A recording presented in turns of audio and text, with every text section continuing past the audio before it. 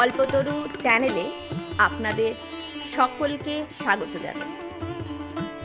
আজকে যে বিষয়টি আপনাদের সাথে আলোচনা করার জন্য নিয়ে এসেছি সেটি খুবই গুরুত্বপূর্ণ আর মানুষজনের কাছে খুবই ভয়াবহ একটা জিনিস। সেটি হলো মাঙ্গলিক দোষ। একটা ছেলে একটা মেয়ের সাথে প্রেম করছে, সেখানে সবার প্রথম যে ইস্যু সেটা হচ্ছে মেয়ে তো মাঙ্গলিক, তাহলে বিয়ে কিভাবে হবে? বা হয়তো তার বিয়ের তখন ঠিকই হয়নি, তাকে বলে দেওয়া হচ্ছে তুমি কিন্তু মাঙ্গলিক দোষ কাটতে হবে, মন্দিরে যেতে হবে, পুজো করতে হবে, কলা গাছের সাথে বিয়ে দিতে হবে, গরুর সাথে বিয়ে দিতে হবে, ঠাকুরের সাথে বিয়ে দিতে হবে, তবে আপনার মাঙ্গলিক দোষ কাটবে। এই যে বিষয়টি, এই বিষয়টির মধ্যে কতটা সত্যতা লুকিয়ে আছে তা আমরা কখনোই কেউ যাচাই করে দেখিনি। বিভিন্ন বইতে এই যোগ বা এই যোগ খণ্ডনে প্রায় 50 থেকে 60টা তথ্য দেওয়া আছে, যেটা কেউই কোনোদিনও সামনে আনেনি। না, আমি এটা বলছি না যে আমি সেই সব কটা যোগ আপনাদের সামনে এখানে তুলে ধরবো, কিন্তু ছোট্টভাবে যদি বলতে হয় যে মাঙ্গলিক যোগ বা দোষ নিয়ে ভয় পাওয়ার মতো কোনো বিষয় নেই, সেটি আপনাদের সামনে আমি আজকে তুলে ধরতে পারব। প্রথমত বলে রাখি, মাঙ্গলিক এই শব্দের অর্থ মঙ্গল কার্য। দ্বিতীয় ভুল, এটি কোনো দোষ নয়, এটি চার্টে তৈরি হয়ে থাকা একটি যোগ, ঠিক যেমন বুধাদিত্য যোগ, কালসর্প যোগ, ঠিক তেমন মাঙ্গলিক যোগ। যদি আমাদের চারপাশের লোকেদের চার্ট বিশ্লেষণ করা হয় তবে 80 to 90% কেসে দেখা যাবে সবার মধ্যেই কম বেশি এই যোগটি তৈরি হয়ে আছে। তাই বলে কি আপনার চারপাশে থাকা সব ব্যক্তিরা বৈধব্য যোগে ভুগছে না ডিভোর্স হয়ে যাচ্ছে? এর কোনোটাই কিন্তু হচ্ছে না। তাহলে বিষয়টি কি? আমাদের সত্যিই কি এই বিষয় থেকে ভয় পাওয়া উচিত কি উচিত নয়?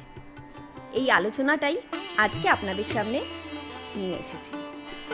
আলোচনাটা চলাকালীন এইটুকু বলে রাখবো, পুরো ভিডিওটাকে দেখুন, চ্যানেলটিকে সাবস্ক্রাইব করুন, কারণ এরকম অনেক কন্ট্রোভার্সি জিনিস এই চ্যানেলে আসবে আর উইথ প্রুফ আপনাদের সামনে আসবে।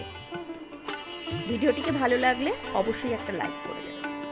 এবার আসা যাক আসল আলোচনা।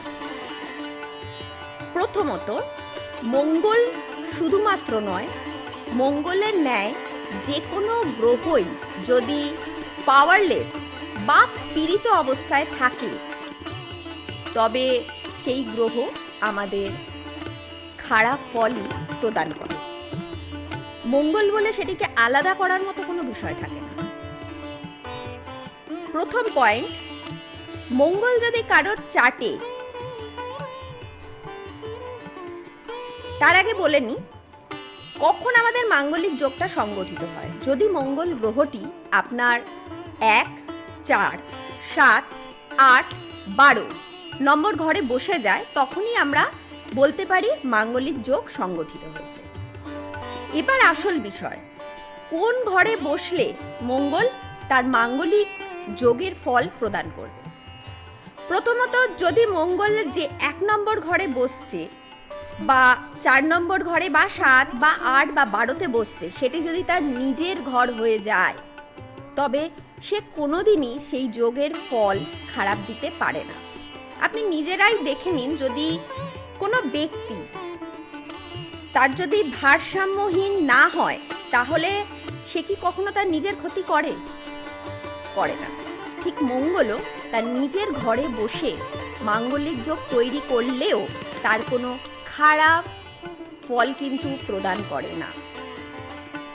মঙ্গলের ঘর কটা? মেষ এবং বৃশ্চিক। অর্থাৎ আপনার 1, 4, 7, 8, 12তে যদি মঙ্গলের নিজের ঘর হয় তবে আপনাকে কিন্তু তার ফল সে দিল না, অর্থাৎ মাঙ্গলিকত্ব খণ্ডন হলো। দ্বিতীয় পয়েন্ট, যদি কোনো শুভ গ্রহের ঘরে মঙ্গল বসে যায় তবেও কিন্তু সে তার খারাপ ফল প্রদান করতে পারে না।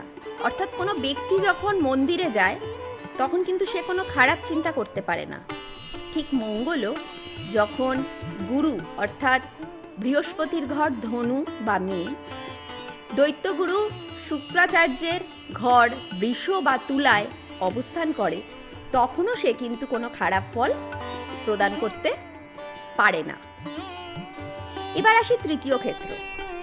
যখন মঙ্গল তার মিত্র বা বন্ধুর ঘর বা ক্ষেত্রে বসে যায় তখনও কিন্তু সে খারাপ করে না, কারণ কোনো ব্যক্তি তার বন্ধুর বাড়িতে গিয়ে বন্ধুর ক্ষতি করতে চায় না। ঠিক মঙ্গলও তেমন। মিত্র বলতে এখানে কাকে কাকে আমরা বোঝাবো? কর্কট, সিংহ, মীন, ধনু প্রভৃতি এইসব বন্ধুদের ঘরে বসে সে কিন্তু মাঙ্গলিকত্ব প্রদান করছে না। এবার অন্তিমে যেটি আসছে সেটি হচ্ছে এই মঙ্গল যদি চর রাশিতে বসে যায় তাতেও কিন্তু সে তার খারাপ ফল প্রদান করছে না।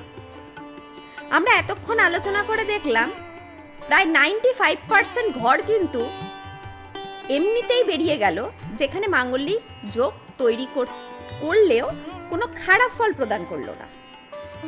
বাকি 5% যেটি পড়ে রইল সেটি কিন্তু রেমেডি দ্বারা প্রতিকার সম্ভব।